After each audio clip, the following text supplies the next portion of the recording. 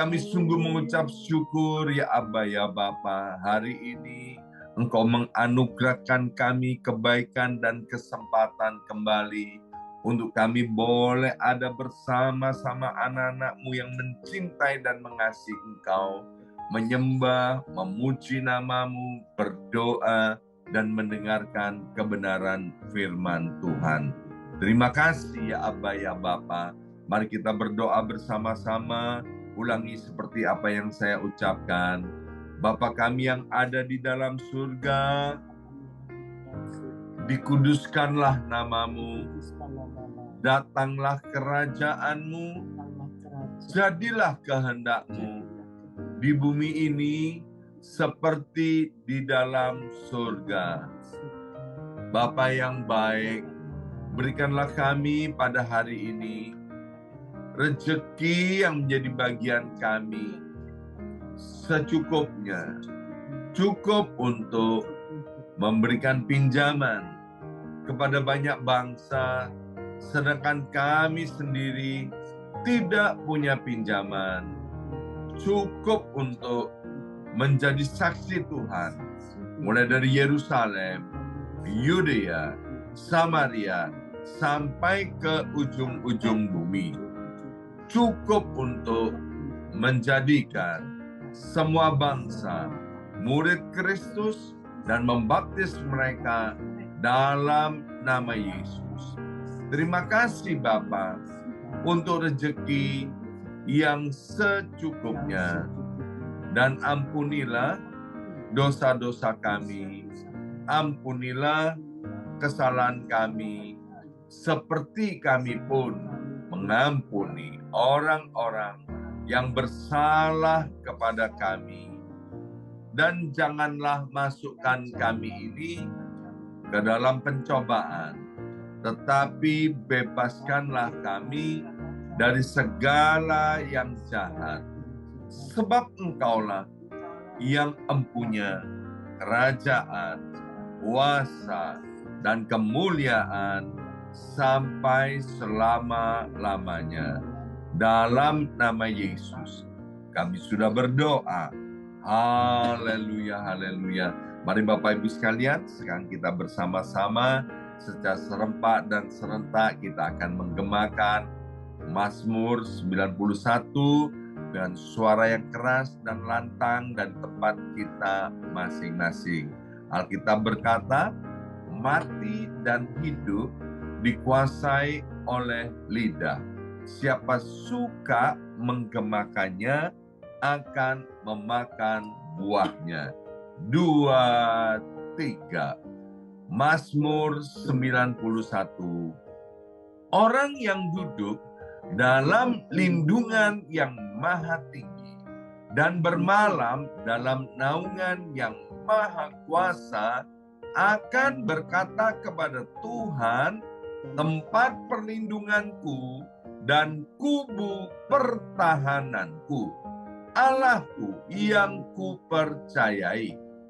Sungguh Tuhanlah yang akan melepaskan aku dari jerat penangkap burung dan dari penyakit sampar yang busuk. Dengan kepaknya Tuhan akan menudungi aku. Di bawah sayapnya aku akan berlindung.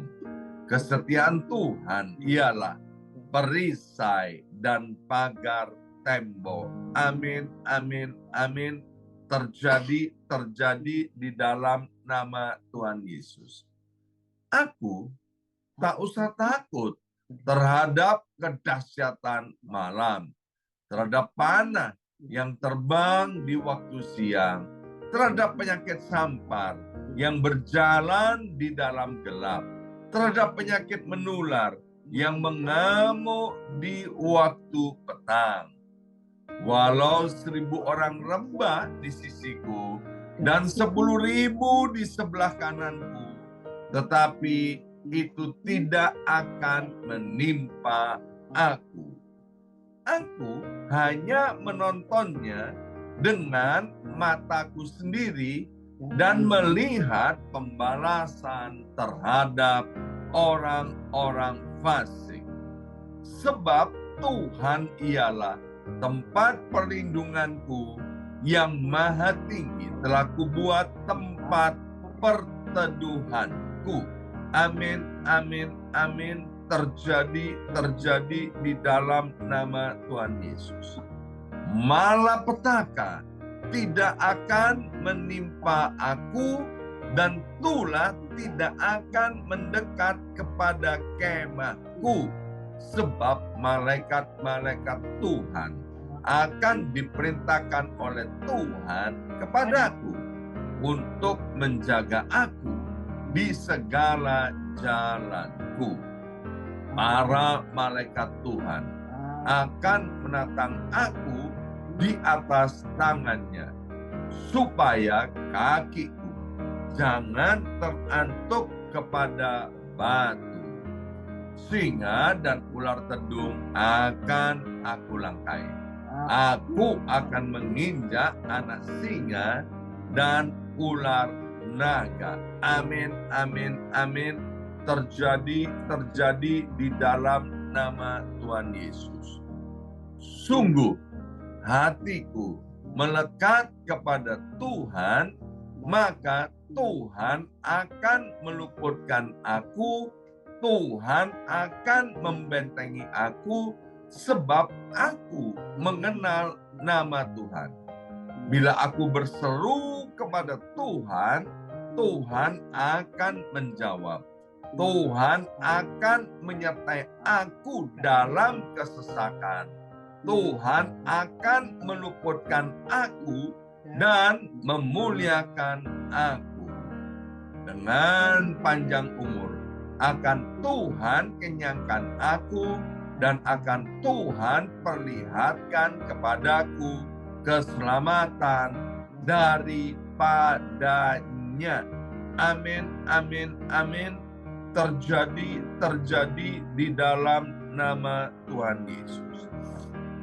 Terima kasih ya Abba ya Bapa. Pada kesempatan yang baik ini, kami akan mendengarkan sebagian daripada kebenaran firman Tuhan. Berbicara pada setiap kami, Allah Roh Kudus mengurapi kami semua, sehingga benih firman Tuhan yang ditaburkan tidak ada satupun yang kembali dengan sia-sia. Dalam nama Yesus, yang siap mendengarkan firman Tuhan, angkat jempolnya ke depan dan katakan amin 3 kali. Amin, amin, amin. Salam revival, salam kebangkitan. Semangat pagi. Semuanya semangat pagi. Apa kabarnya Bapak Ibu semuanya? Haleluya. Senang sekali hari ini Sabtu 2 September 2023 boleh bersama-sama kembali dengan Bapak Ibu semuanya ya. Nah, hari ini kita akan lanjutkan renungan kita dari hari Kamis ya. Kita sambung. Mari kita buka sekarang 2 Tesalonika pasal 1 ayat 11 sampai dengan ayat 12.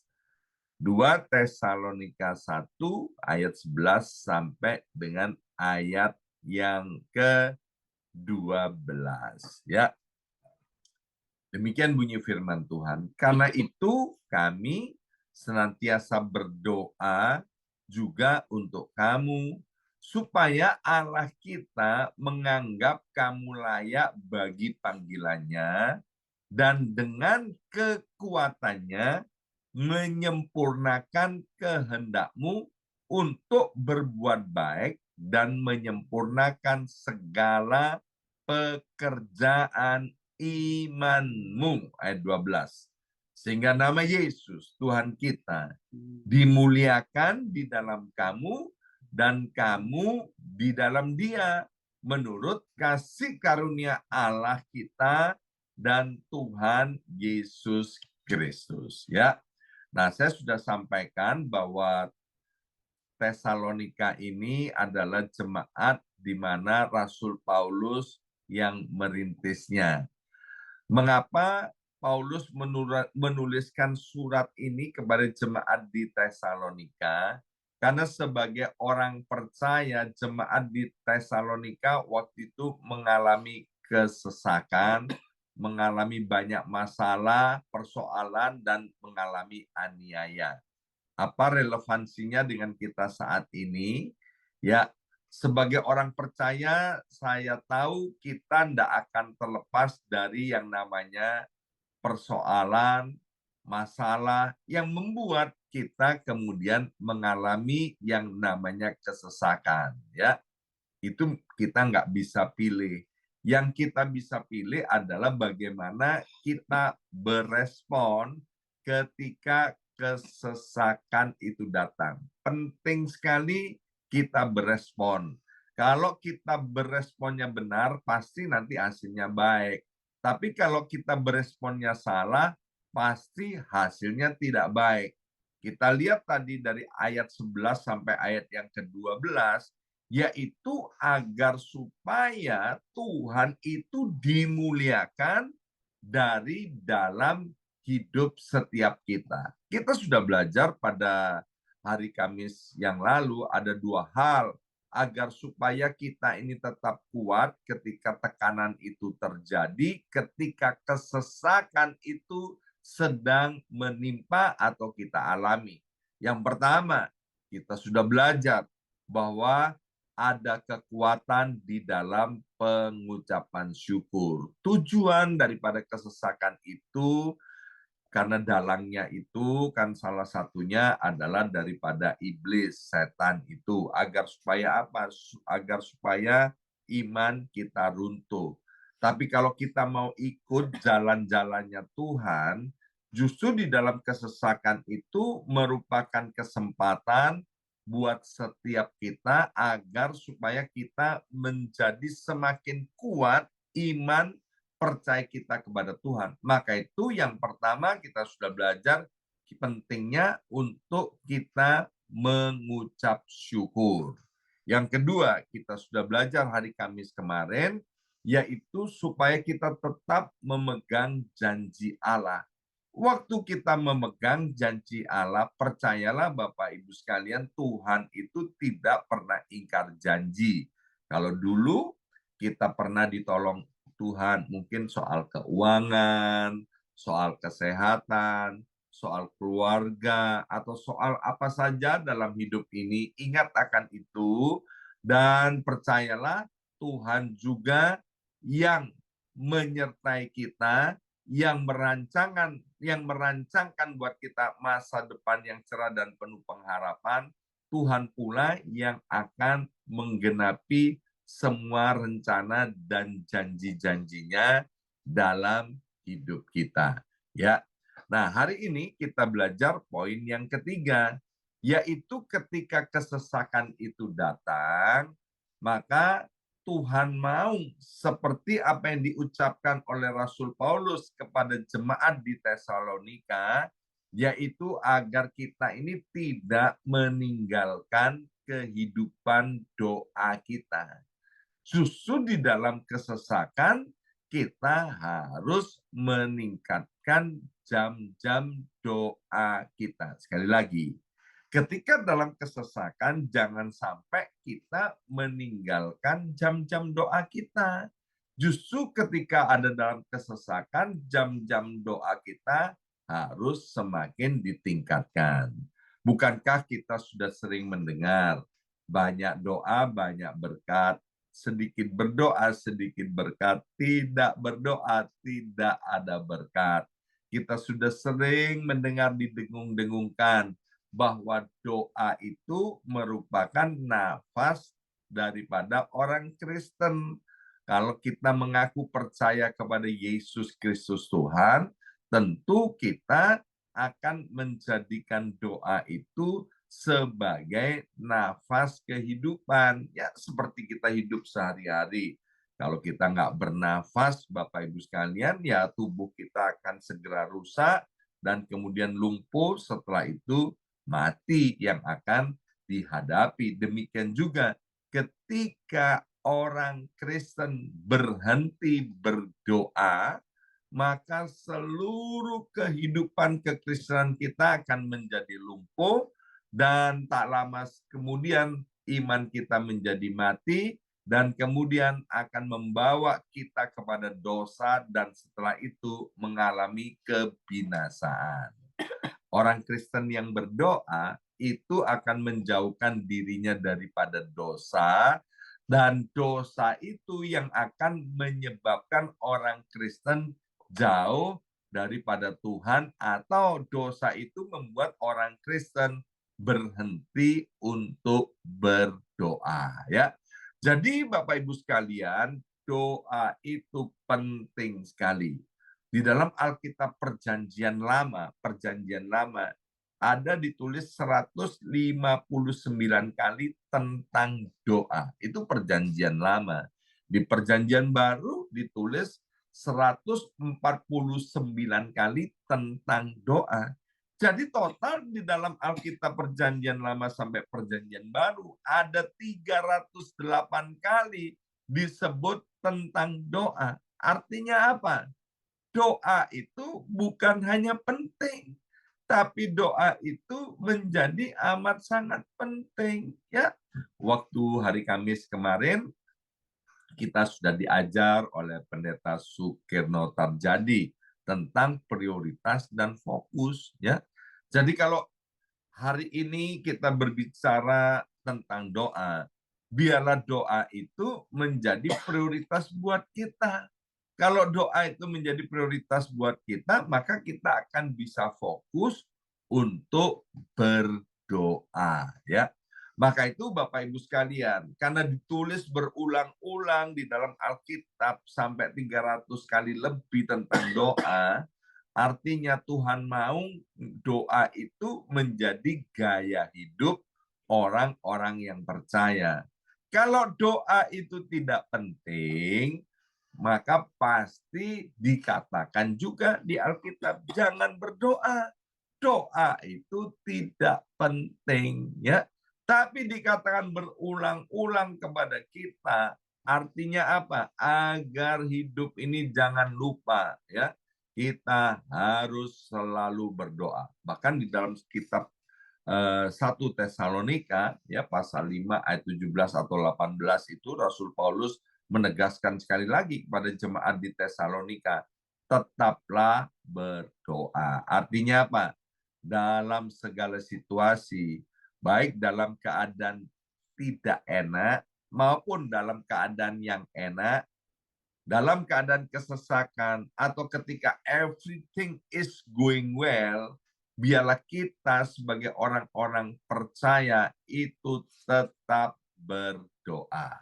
Pertanyaannya, mengapa ada orang-orang yang mengakunya dirinya Kristen, mereka tidak berdoa, atau mereka berdoa tapi jarang-jarang, atau ada orang yang menyebut dirinya Kristen, tapi dia malas berdoa. Yang pertama, orang Kristen model begini, mereka tidak berdoa karena memang mereka biasa hidup tanpa doa, ya kan?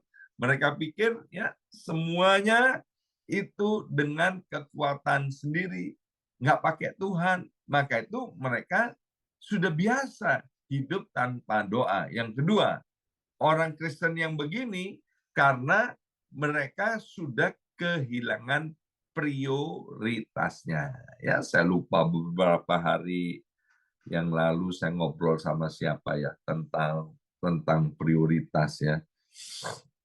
Prioritas, ya.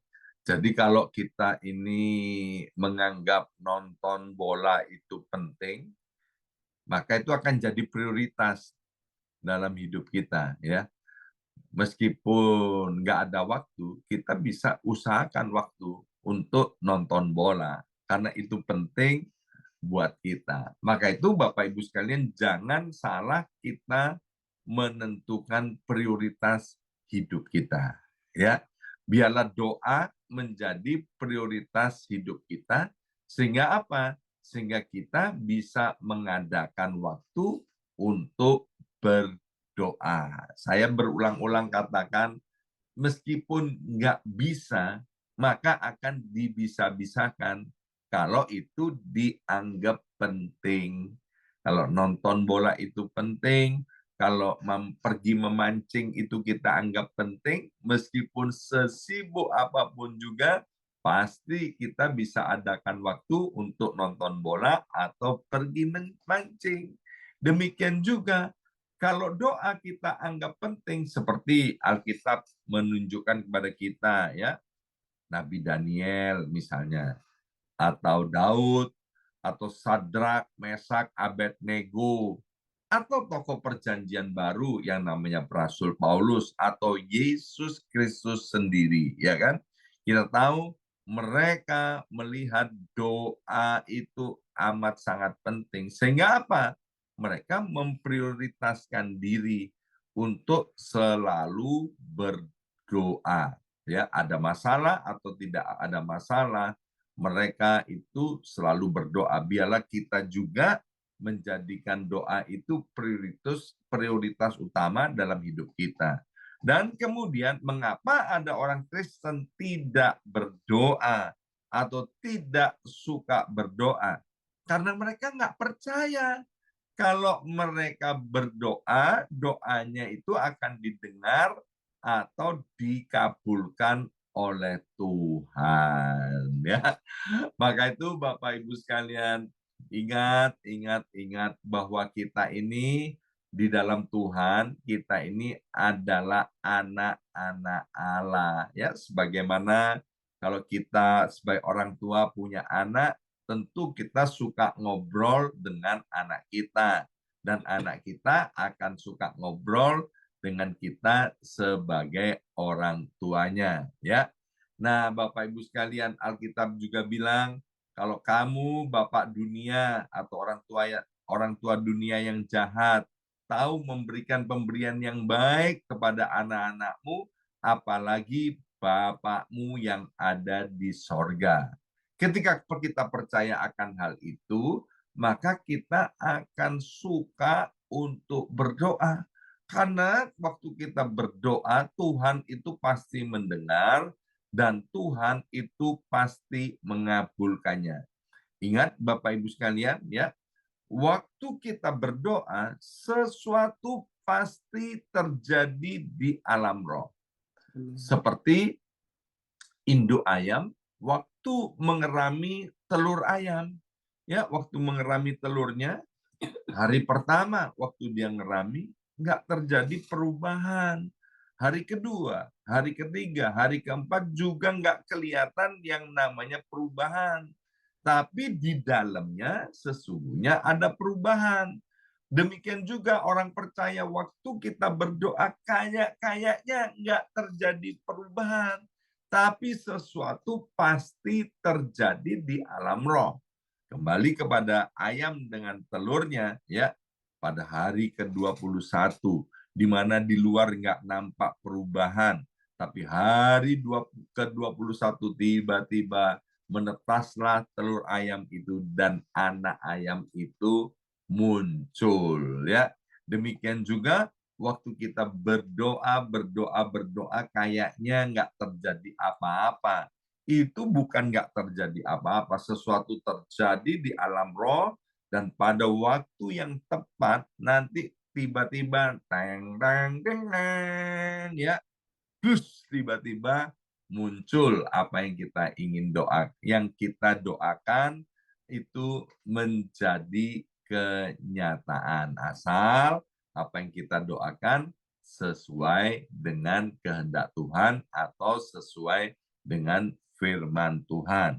Jadi kita harus percaya waktu kita berdoa Tuhan mendengarkan kita, waktu kita berdoa pasti Tuhan kabulkan. Tinggal tunggu waktunya Tuhan. Mengapa ada orang Kristen tidak berdoa?